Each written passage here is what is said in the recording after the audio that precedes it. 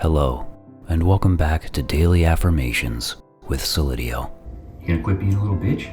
You gonna grow a pair today? Gonna maybe do something with your life?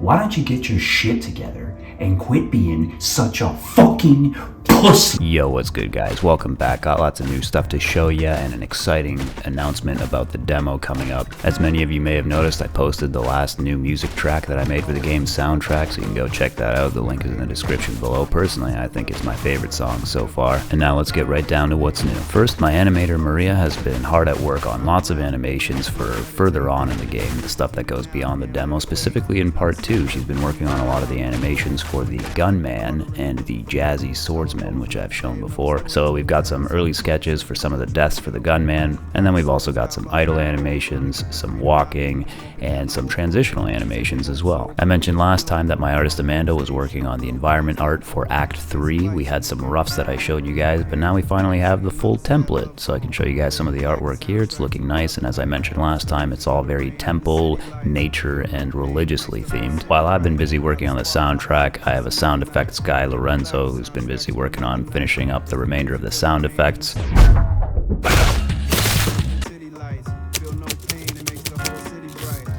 And I'm happy to say that we've completely finished recording all of Jones's voice lines for the demo. And soon after, the voice actor for Jones, David Cook, he sent me a funny little video where he applied one of his voice lines to an AI system and he got the portrait of Jones to animate in-game, so I wanted to share that with you guys. Some punk in our crew ratted him out to the governor, and the governor didn't appreciate getting used a penchant for extracurricular activities. Could have been worse, though. Usually there'd be heads rolling for something like that, but the governor always had a soft spot for his boy, so he only took an arm that time. Now, this is not going to actually be in the game, partly because it'd be way too much time and way too much of a pain in the ass to implement it. And also, while I think it's very impressive, it still has an uncanny valley type of thing going on. But I think it's a really cool sign of the things to come in the future. I wonder how much easier and how much more efficient making games and being able to do cool effects like that would normally cost a lot of time and budget and money could get really good if AI advances enough. Of course, whether or not it will actually get there remains to be seen. I'm kind of skeptical that it's already reaching its limit, and maybe it'll never be quite up to par, but nonetheless, hopefully it does get better. And finally, as I mentioned earlier, I finished making the song for what will be the third level in the game. I posted that, you can check it out again. But I also went ahead and started playing around with exactly how I wanted the music system to come together, because I showed you guys a preview last week and a couple times before where when you first start a level, there'll be kind of like a simplified drum-based version of the songs that play, and then once you enter into the level, it bursts into the full-fledged, much faster paced, intense version of the song, and then when you finish the level, it reverts back to the original slower paced drum-based one. However, I still had to figure out the fine detail of how I wanted it to transition between these two things. I wanted it to be really impactful and to sound cool and fit the theme of the game. So using this new song that I developed, I went ahead and finally finished up every last detail of how I wanted this all to flow together. I'm going to show you guys a demonstration of that right now. The main difference is that I wanted the stripped down, slowed down version of the song to sound more like a vinyl record lingering in the background, and then the gameplay music to be very clear and in your face. And then when it finishes, the trickiest part was figuring out how to transition smoothly and in a cool way back into that original vinyl-based version of the song. And I think I nailed it. Check it out.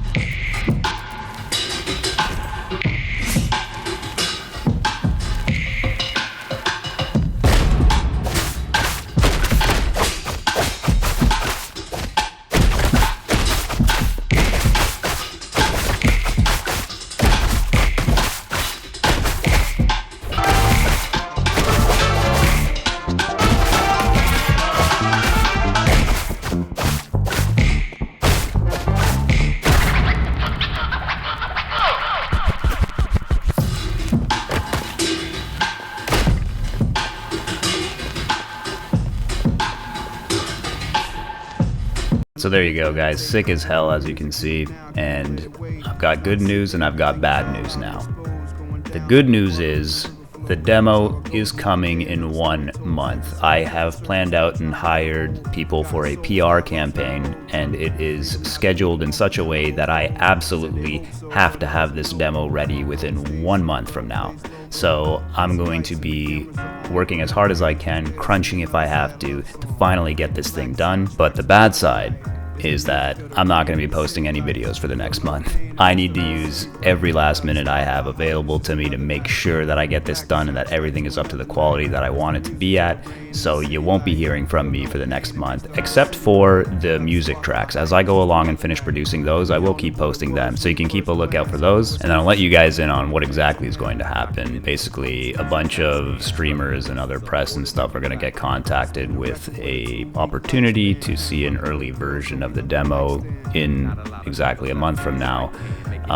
Now I don't want to keep you guys hanging, so what I was thinking was something like, when I return in a month and that campaign is going on, I will put up some way of accessing maybe a private playtest for the demo as well.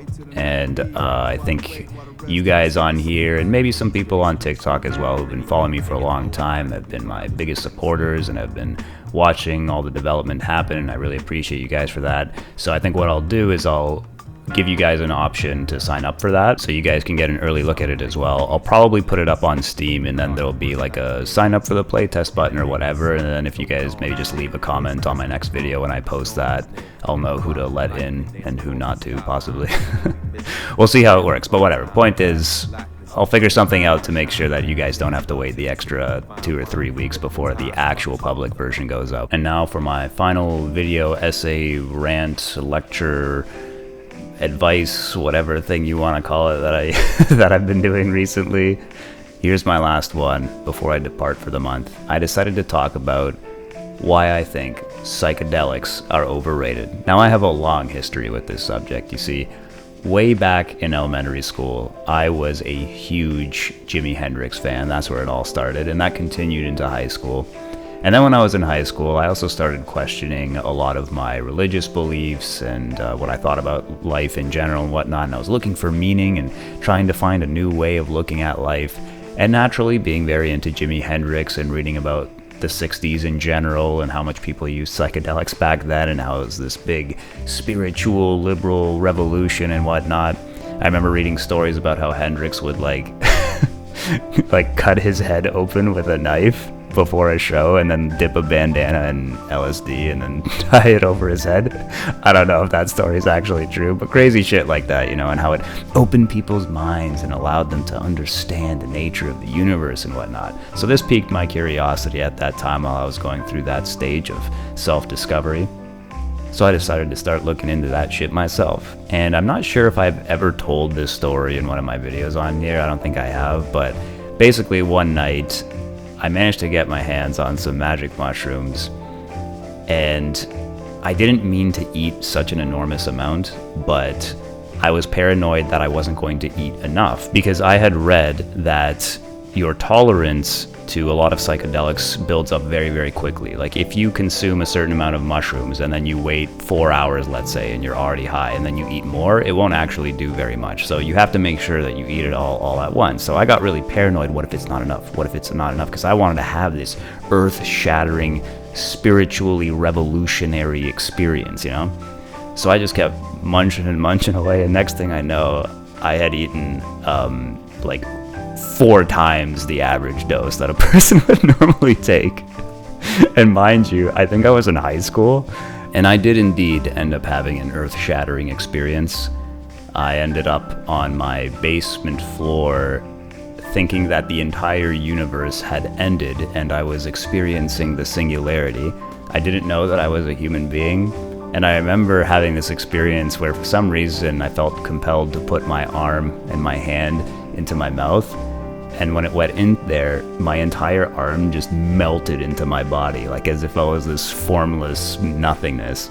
So I laid down there and rolled around just in this utterly terrifying is how I would describe it, by the way. It was not pleasant at all, or like, whoa, this is so trippy or something. It was just like I was blasted into a completely different paradigm of existence, and I couldn't differentiate one object from another or myself from anything else. I guess in some sense it was kind of the literal experience of I am one with everything.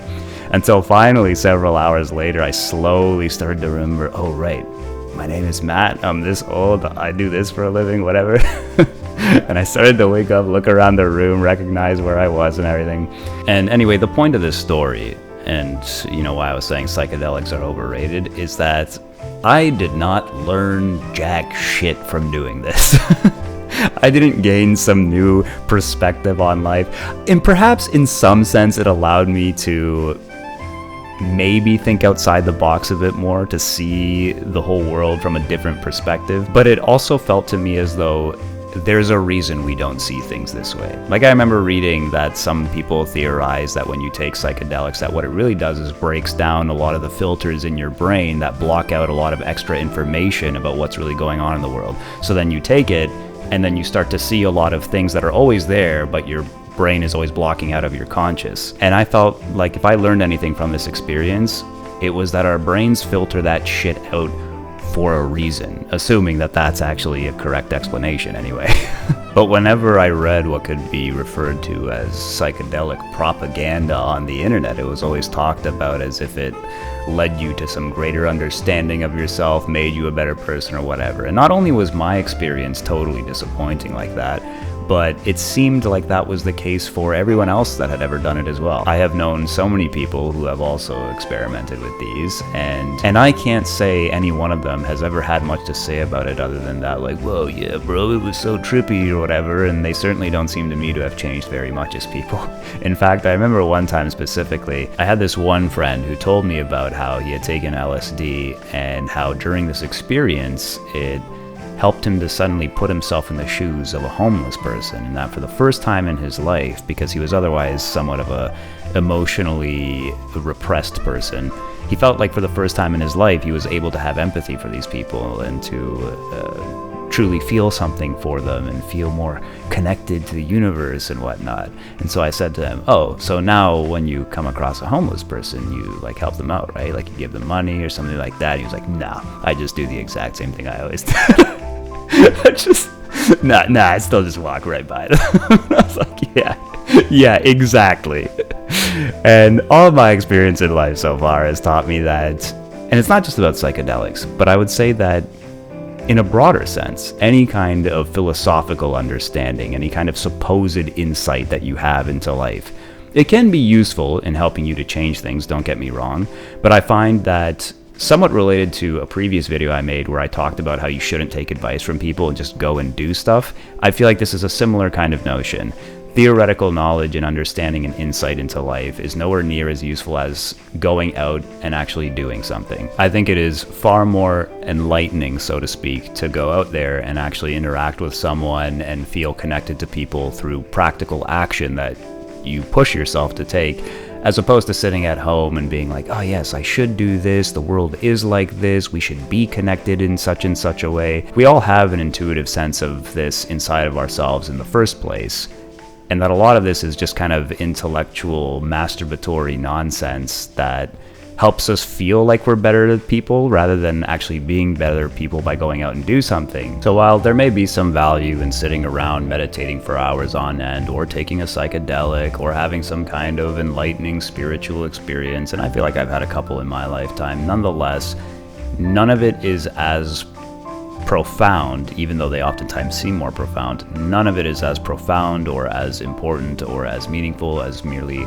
going out there and experiencing life and experiencing connection with people in a direct way, as opposed to through all of these abstract sort of ways. Because I could say that in my life, you could call me a fucking master of abstraction, of living in my own head, of trying to feel connected to everyone and everything through some abstract intellectualizing and understanding of the universe. But at the same time, I can so clearly see how people who are much more active in their lives and social lives and just having more connections in their life, that there's a certain way in which they are more fundamentally connected than I am, no matter how much more philosophical understanding or insight I might supposedly have in comparison to a simpler person who's more active in their life, you know?